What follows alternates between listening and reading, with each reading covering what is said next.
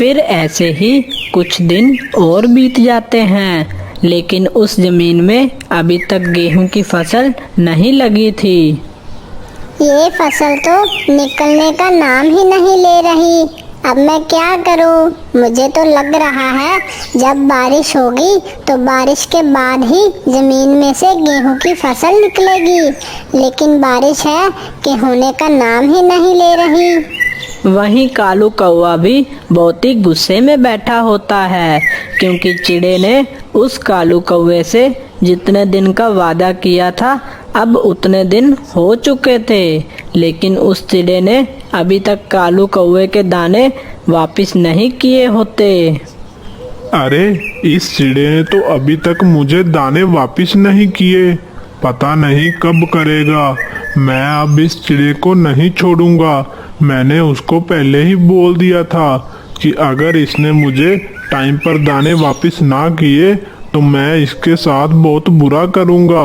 अब तो इसकी खैर नहीं। फिर कालू कौवा बहुत ही गुस्से में उस चिड़े के घोंसले में आ जाता है। ऐ चिड़े, तुमने अभी तक मुझे मेरे दाने वापस नहीं किए। तुम मेरे दाने कब वापस करोगे? मैंने तुम्हें जितने दिन का टाइम दिया था उतने दिन अब बीत चुके हैं। अब मैं तुम्हें नहीं छोड़ूंगा। मैंने तुम्हें पहले ही बोल दिया था कि अगर तुमने मेरे दाने टाइम पर वापस ना किए तो मैं तुम्हें नहीं छोड़ूंगा। अब तो तुम्हारी खैर नहीं। अरे चिड़े जी, चिड़िया बहन ने तो अभी तक वो गेहूं के दाने इस काले कौवे को वापस नहीं किए। अब क्या होगा? कालू कौवा तो बहुत ही गुस्से में लग रहा है। अरे कालू भैया, आप गुस्सा क्यों करते हो? मैं आपको कुछ दिनों में आपके गेहूं के दाने वापस कर दूंगा।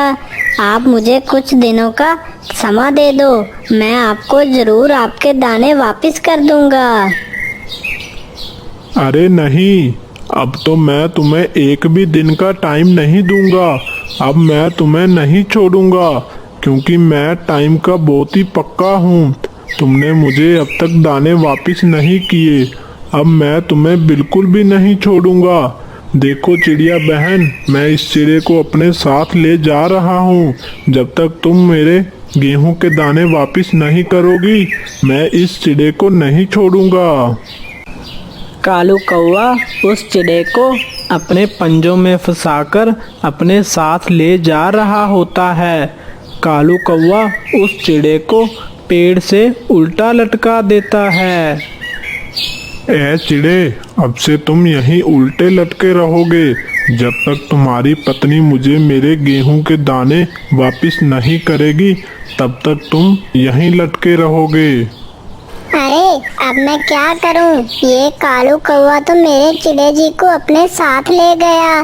पता नहीं ये कालू कौवा चिड़े जी के साथ क्या करेगा। अब मुझे कुछ तो करना ही होगा।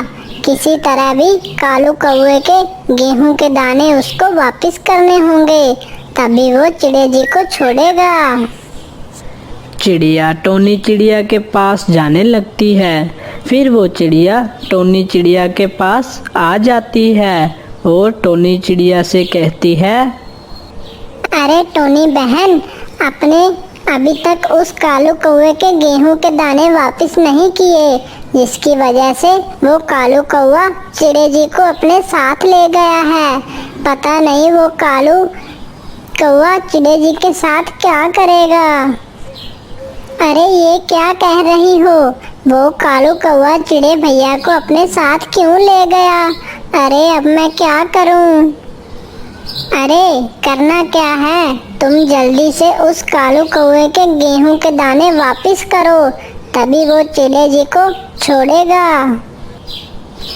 अरे वो दाने तो मैंने जमीन में बो दिए हैं और उस जमीन से अभी तक गेहूं की फसल नहीं निकली है।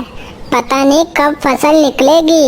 अरे चिड़िया बहन, कितने सालों से इस जंगल में बारिश नहीं हुई है। अगर एक बार बारिश हो जाए तो जल्दी से फसल निकल जाएगी और हम उस कालू कौवे के सारे दाने वापस कर देंगे और वो कालू कौवा चिड़े भैया को जल्दी से छोड़ देगा। हाँ, पर हम बारिश कैसे करवाएं? इसके लिए तो हमें बादल भैया के पास जाना होगा। आखिर बादल भैया ही बारिश कर सकते हैं। हाँ चिड़िया बहन, चलो चलते हैं। बादल भैया हमें पहाड़ियों के किनारे पर मिलेंगे। हम उनसे वहीं चलकर मिलते हैं। दोनों चिड़िया बादल के पास जाने लगती हैं। फिर दोनों चिड़िया बादल के पास आ जाती हैं और कहती हैं, बादल भैया, कृपा करके आप हमारी मदद कीजिए।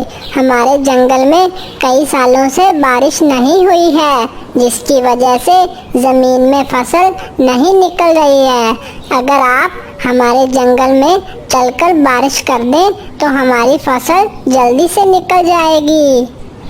ठीक है चिड़िया बहन, चलता हूँ तुम्हारे साथ। वैसे भी मैंने तुम्हारे जंगल में कई साल से बारिश नहीं की है, तो आज चलकर कर देता हूँ। फिर वो चिड़िया बादल को अपने साथ ले जाती है और 2-3 बादल मिलकर उस जंगल में बारिश शुरू कर देते हैं, जिसकी वजह से ज़मीन को भी काफ़ी अच्छा पानी मिल जाता है। बारिश रुकने के बाद उस जंगल में काफ़ी अच्छी गेहूं की फसल हो जाती है। टोनी चिड़िया बहुत ही खुश हो जाती है। टोनी चिड़िया उस कालू कौवे का जितने भी दाने थे वो सारे दाने लौटाने जा रही होती है, ताकि वो कालू कौवा उस चिड़े को छोड़ दे। फिर टोनी चिड़िया कालू कौवे को उसके सारे दाने लौटा देती है। कालू कौवा उस चिड़े को आज़ाद कर देता है और चिड़िया खुशी खुशी रहने लगते हैं। वहीं उस जंगल में सारे पक्षी भी खुशी खुशी रहने लगते हैं, क्योंकि उस जंगल में उन्हें दाने की अब बिल्कुल भी कमी नहीं थी। इस कहानी से हमें ये सीख मिलती है कि अगर हम कभी भी किसी से उधार लें तो हमें उसके टाइम पर वापस कर देनी चाहिए, वरना ऐसे ही होता है। अगर आपको हमारी स्टोरी अच्छी लगी तो चैनल को सब्सक्राइब करना मत भूलिएगा।